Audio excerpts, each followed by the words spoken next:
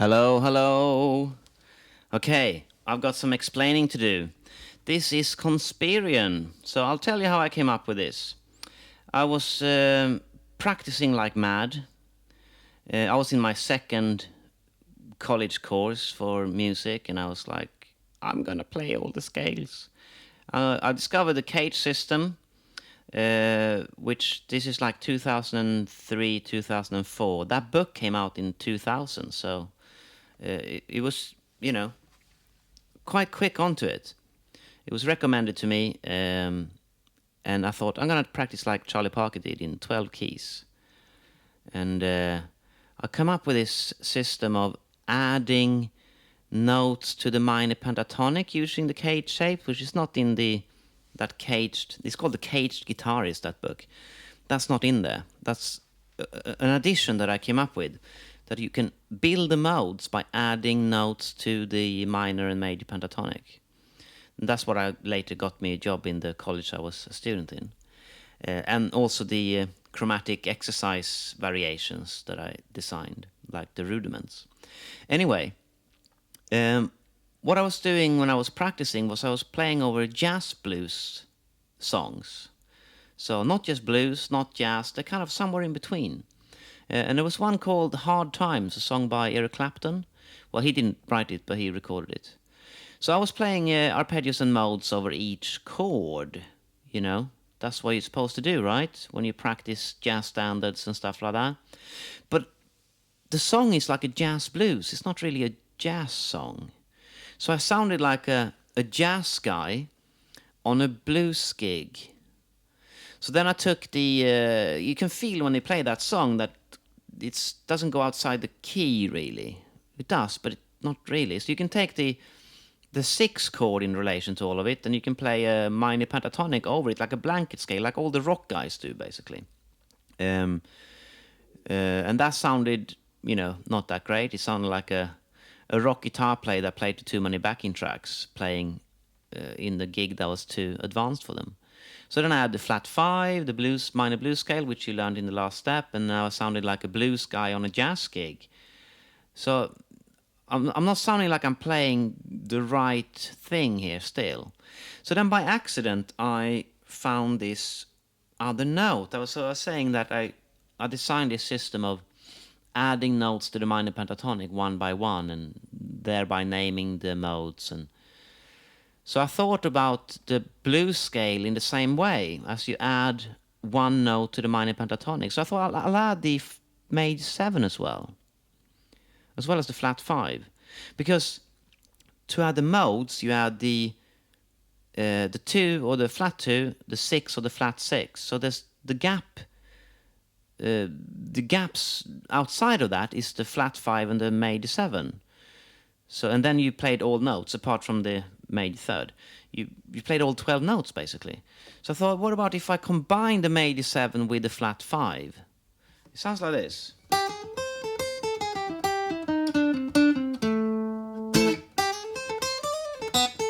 Oops.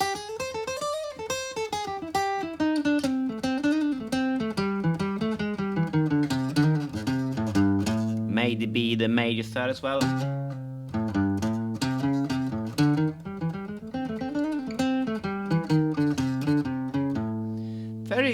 That's what most blues players do.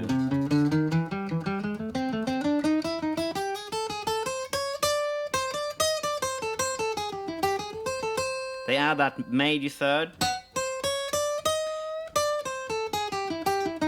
and they add the major 7. They don't really call it that, I think what they're doing really is that they're switching blues scales. So if they're playing A minor blues, and then the next chord changes, and they play a D minor blues scale.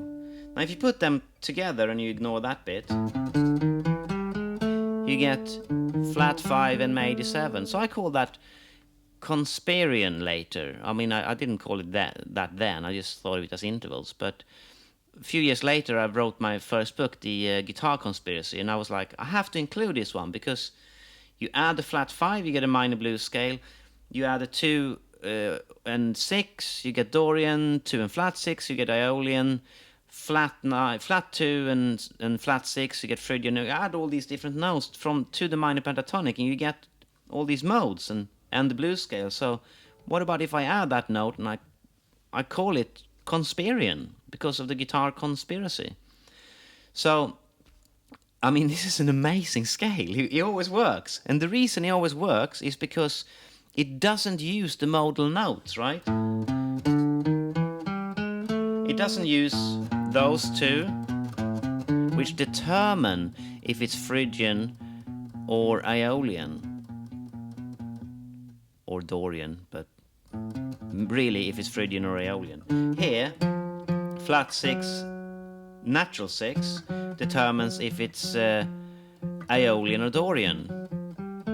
So these two little gaps here are not mentioned. So if I play them, it sounds like I'm playing more notes than just minor pentatonic, but I'm not playing these. So it will always work. It's fascinating. You play through a bunch of chords and say that one of them is a minor chord, and you're like, is it Phrygian, is it Dorian, or is it Aeolian?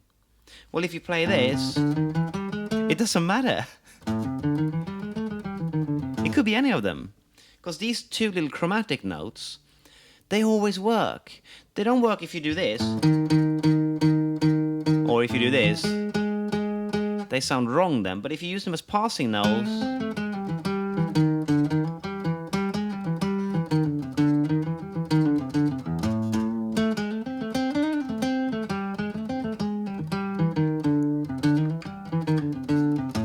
they always work because they are the perfect chromatic passing notes. So I turned them into a scale basically. Let's look at all the shapes. G minor shape. We start with the minor pentatonic because we like her so much, don't we? And we don't play below the root notes. We could do, but let's keep our focus on the our eyes on the prize, as they say. Minor pentatonic, add the flat 5. And you've done this, so in the last step, so this is easy, isn't it? Back to minor pentatonic. Major 7. There. It could be there as well, but I think the stretch is too big.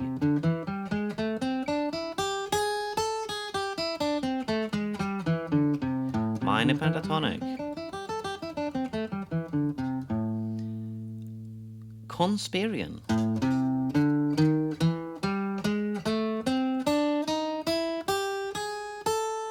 It sounds right, doesn't it?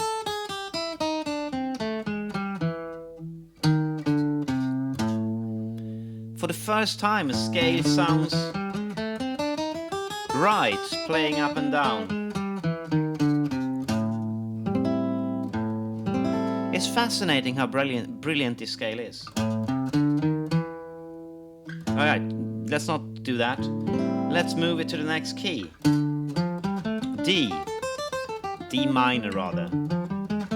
Blues scale. Back. Major 7.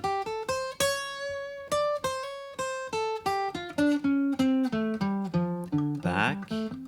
Always have to go back, very important. And now.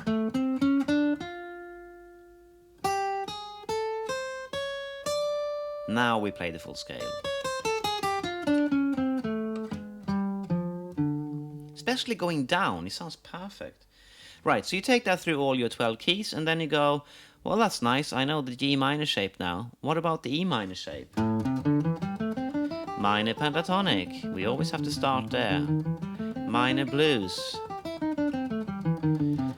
Back. Don't get ahead of yourself. Major 7. Major 7. And back. And now.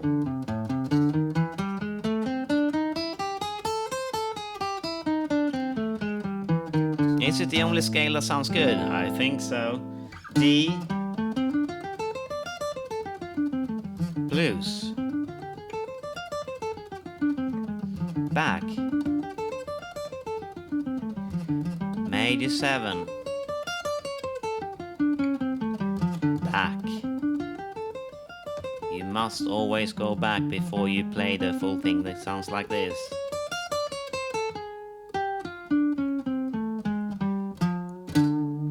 Okay, 12 keys later, and you're on the D minor shape. Minor pentatonic.